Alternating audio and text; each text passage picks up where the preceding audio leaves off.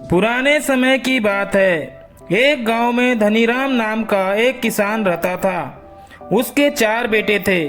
धनीराम अपना घर चलाने के लिए अपने खेत में कृषि कार्य किया करता था। लेकिन धनीराम के चारों लड़के बहुत ज़्यादा आलसी थे। वह कभी भी खेतों में काम करने के लिए नहीं जाते थे।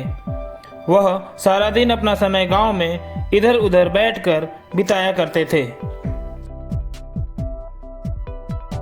एक दिन धनीराम चिंतित होकर अपनी पत्नी से कहता है कि आज तो मैं जिंदा हूँ तो सब कुछ सही से चल रहा है। मेरे बाद हमारे बच्चों का क्या होगा? हमारे बच्चों ने तो आज तक खेतों में कदम तक भी नहीं रखा है और वो कुछ दूसरा काम भी नहीं करते हैं। धनीराम की पत्नी ने इस पर कहा, ठीक है जी, मैं बच्चों से इस बारे में बात करूंगी। एक दिन अच्छा समय देखकर धनीराम की पत्नी बच्चों से कहती है कि बच्चों, अब तुम सब बड़े हो गए हो और तुम्हारे पिता भी काफी बूढ़े हो गए हैं, तो अब तुम सबको अपने पिता का उनके काम में हाथ बटाना चाहिए। इस पर बच्चे माँ की बातों को हल्के में लेते हुए हाँ में सर हिला के वहां से चले जाते हैं। यहाँ धनीराम अब भी अकेला ही खेतों में काम कर रहा होता है कि कुछ दिनों बाद अचानक से ही धनीराम की तबीयत बहुत ज़्यादा खराब हो जाती है और वो बिस्तर पे आ जाता है। अब धनीराम को यह एहसास हो जाता है कि वो अब ज़्यादा दिन नहीं जी सकेगा, पर उसे अपने बच्चों की भी बहुत ज़्यादा चिंता हो रही होती है।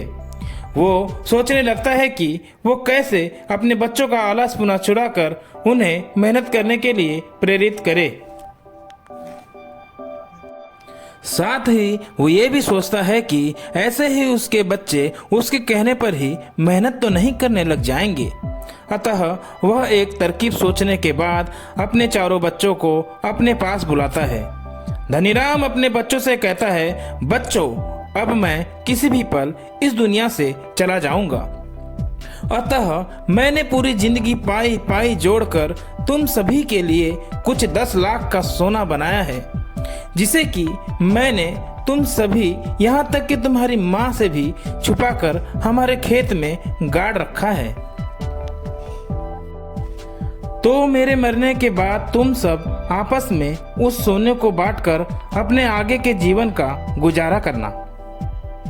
इतना बोलते ही धनीराम अपनी आखिरी सांस लेता है। अपने पिता के मरने के पश्चात के सभी कर्मों को करने के बाद धनीराम के चारों बेटे खेत की ओर उस सोने की खुदाई करने खेत में पहुंच जाते हैं। काफी देर तक खेत की खुदाई सभी मिलकर करने लगते हैं। देखते ही देखते चारों भाई मिलकर सारा का सारा खेत खोद देते हैं, पर किसी को भी पूरे खेत में सोने का कोई नामो निशान तक नहीं मिलता।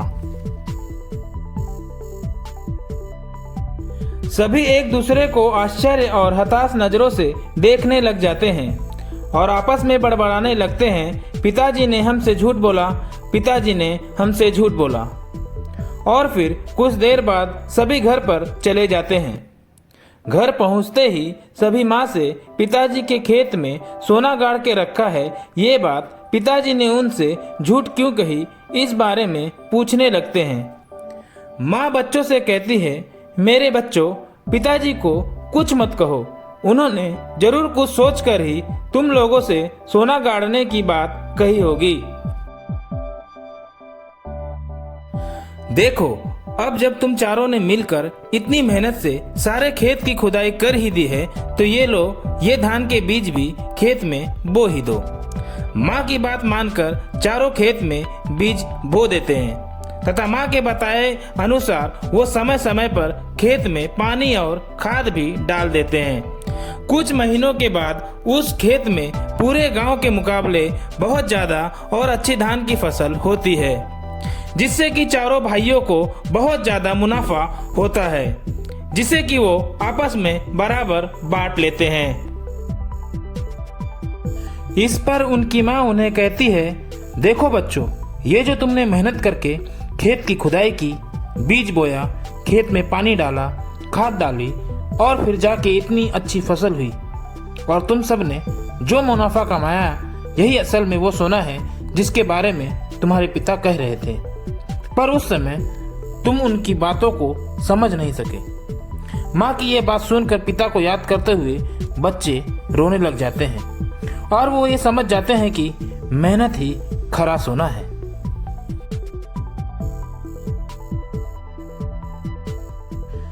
दोस्तों, इस कहानी से हमें क्या सीख मिली? इस कहानी से हमें यह सीख मिलती है कि हमें अपने जीवन में आलस को त्याग करके हमेशा मेहनत करते रहना चाहिए। ऐसा करने पर हम अपने मेहनत के दम पर अपने जीवन में वो हर कुछ हासिल कर सकते हैं जो हम करना चाहते हैं। थैंक यू दोस्तों।